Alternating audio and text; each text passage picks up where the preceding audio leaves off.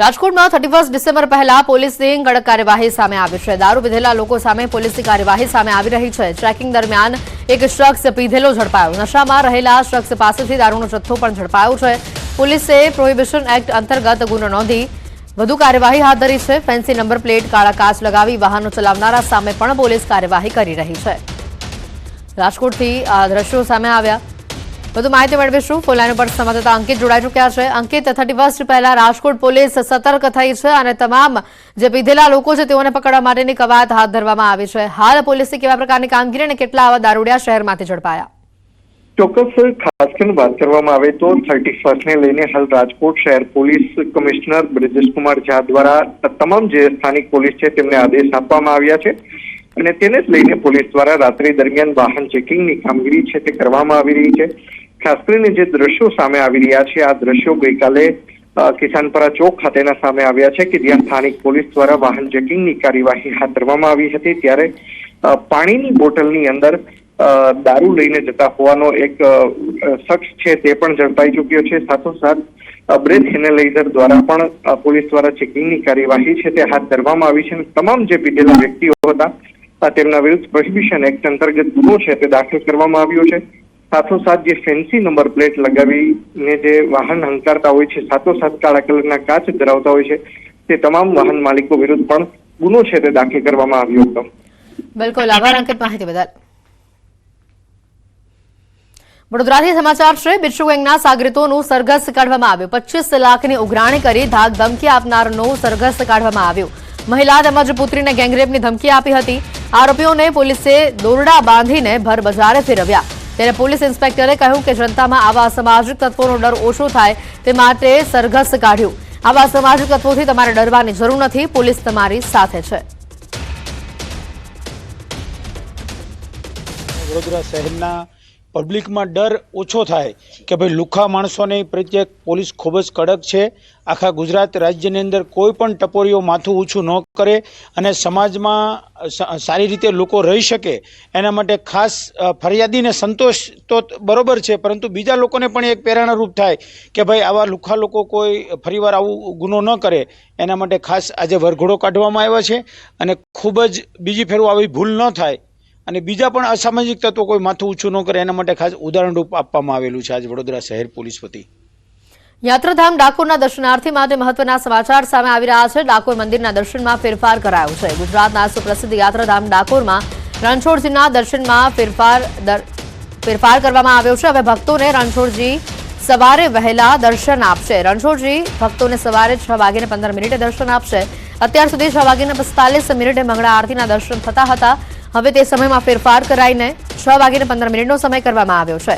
ભગવાન રણછોડજીને આજથી વિશેષ ભોગ પણ ધરાવવામાં આવશે।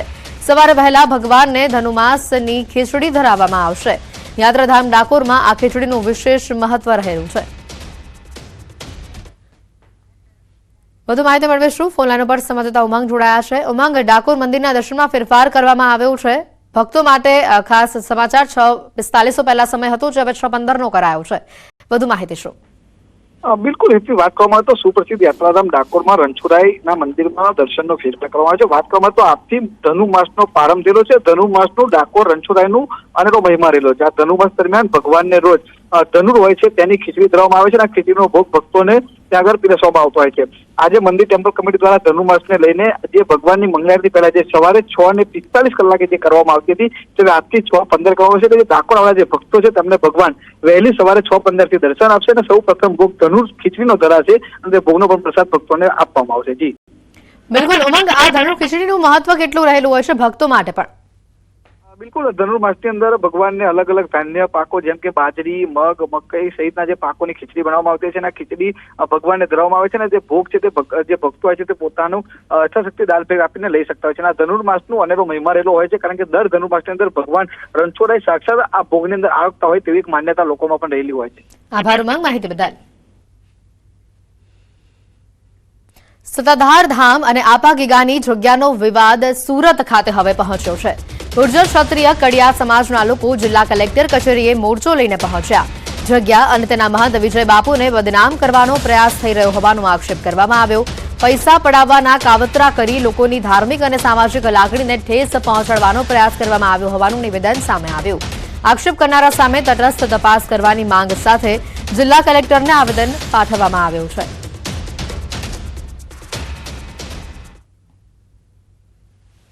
સત્તાધારનો વિવાદ હવે ધીરે ધીરે ગુજરાતના અલગ અલગ શહેરોમાં પહોંચી રહ્યો છે. ખાસ કરીને સત્તાધારમાં ચાલતા ષડયંત્રને લઈને સુરતના સત્તાધારના ભક્તો પહોંચ્યા છે કલેક્ટર ઓફિસે આવેદનપત્ર આપવા માટે. આપણી સાથે કેટલાક લોકો છે, આપણે સીધા વાત કરીશું. મોટાભાઈ, આપનું નામ, શું વિવાદ છે અને કેમ કલેક્ટર સુધી પહોંચવું પડ્યું? મારું નામ જિગ્નેશ ગેડિયા છે. અમે જે અત્યારે ઘણા 4-5 મહિનાથી જે સત્તાધામ 18 આલમની આસ્થાનું જે પ્રતીક છે, અમારી ગુરુ ગાદી છે, એના ઉપર જે ખોટા અત્યારે એલિગેશન્સો અને ખોટા આરોપો જે લગાવવામાં આવેલા છે, તો એ જે અમુક લોકો, ચોક્કસ લોકો, આ લોકો જે ષડયંત્ર રચી રહ્યા છે, એની પાછળના ડાયરેક્ટરો અલગ છે, એના પ્રોડ્યુસર અલગો છે. તો એ લોકોના નામ બહાર આવે અને એના ઉપર ચોક્કસ કાર્યવાહી કરવામાં આવે એવી અમારી માગણી સાથે અમે સુરત કલેક્ટર મારફત આજે મુખ્યમંત્રીને આવેદનપત્ર પાઠવીએ છીએ કે આ એલિગેશન્સો આના ઉપર કોઈ ચોક્કસ પગલાં લેવામાં આવે.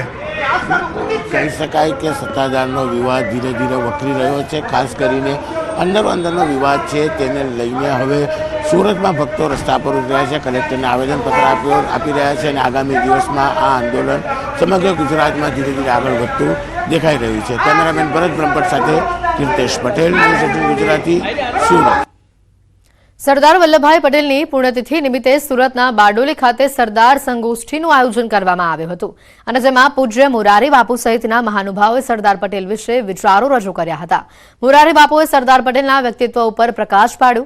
કાર્યક્રમમાં સરદાર પટેલ લડવૈયા કરતા ઘડવૈયા વધુ હોવાનો એક જ સૂર જોવા મળ્યો. બારડોલીના સ્વરાજ આશ્રમ ખાતે કાર્યક્રમનું આયોજન કરવામાં આવ્યું હતું. श्रवण करना एक विज्ञान है साहब, एक बहुत बड़ा विज्ञान है मेरी दृष्टि से. तो विनोदी थे, वरना विचारवान इतने गंभीर हो गए. इनमें धर्म के बारे में विचार करने वाले तो इतने गंभीर हो गए कि लगे कि इसके सामने बैठना इससे तो बेहतर है 1 महीना तिहाड़ जेल में चले. तो सरदार पटेल विनोदी थे. इसके विनोद के छोटे छोटे चुटकुले बहुत फेमस है, बहुत सुंदर. વહેલી સવારથી જ ઊંઝા એપીએમસી ચૂંટણીનું મતદાન શરૂ થઈ ચૂક્યું છે. ખેડૂત વિભાગની 10 બેઠકો માટે 20 ઉમેદવારો મેદાને છે. ખેડૂત વિભાગની 10 બેઠકો માટે 261 મતદારો મેદાને છે. ત્યારે 20માંથી 5 ઉમેદવાર દ્વારા ભાજપના મેન્ડેટવાળા ઉમેદવારને સમર્થન અપાયું. તો આ તરફ વેપારી વિભાગની 4 બેઠકો માટે 16 ઉમેદવારો મેદાને છે. વેપારી વિભાગની 4 બેઠકો માટે કુલ 805 મતદારો મતદાન કરવાના છે.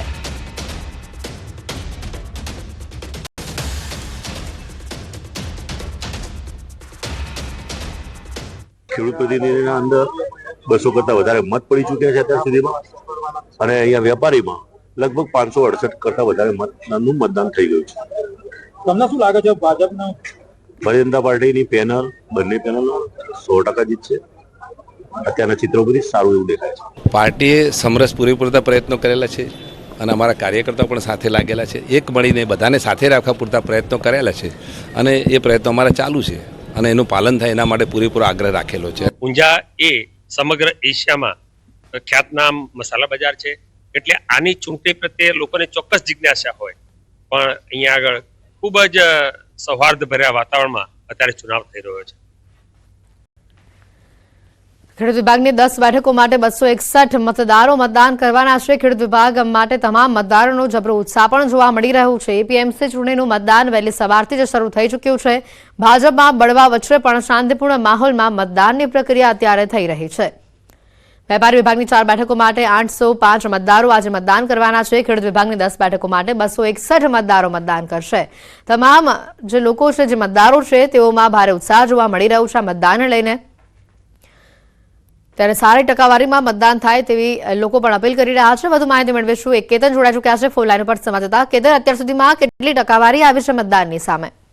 ચોક્કસથી જણાવી દઉં કે ઊંઝા એપીએમસી ચૂંટણીને લઈને સમાજ જે મતદારો હોય છે તેમાં ઉત્સાહ જોવા મળી રહ્યો છે. હાલની વાત કરીએ તો વેપારી મંડળમાં 4 બેઠક માટે છે આમાં મતદાન યોજાયું છે. તેમાં 805 જેટલા મતદારો છે. 805 મતદારોમાંથી 245 જેટલા જે મતદારો હોય છે તેમના દ્વારા મતદાન કરવામાં આવી ચૂક્યું છે. ત્યારે બીજી બાજુ વાત કરીએ તો ખેડૂત વિભાગની વાત કરીએ તો ખેડૂત વિભાગમાં 261 જેટલા જે મતદારો છે, મતદારોમાંથી 200 કરતા વધુ જે હોય છે તે મતદાન થઈ ચૂક્યું છે. એટલે કે ખૂબ જ ઉત્સાહ હોય છે તે મતદારોમાં જોવા મળી રહ્યું છે. 70% કરતા વધુ જે મતદાન થઈ ચૂક્યું છે. હજી સુધી 5 વાગ્યા સુધી મતદાન નથી, એટલે કે 90% કરતા વધુ મતદાન થાય તેવી પૂરેપૂરી શક્યતા હાલમાં જોવા મળી રહી છે. બિલકુલ, આભાર કેતન માહિતી બદલ. તો ખેડૂત વિભાગની 10 બેઠકો માટે તમામ જે મતદારો છે તે મેદાને છે.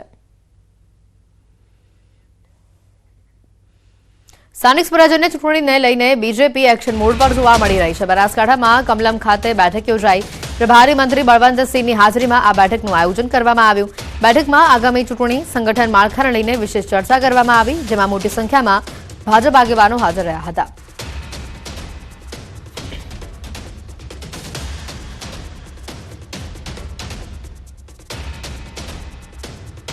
સમાચારોમાં હાલ રોકાઈશું એક બ્રેક માટે.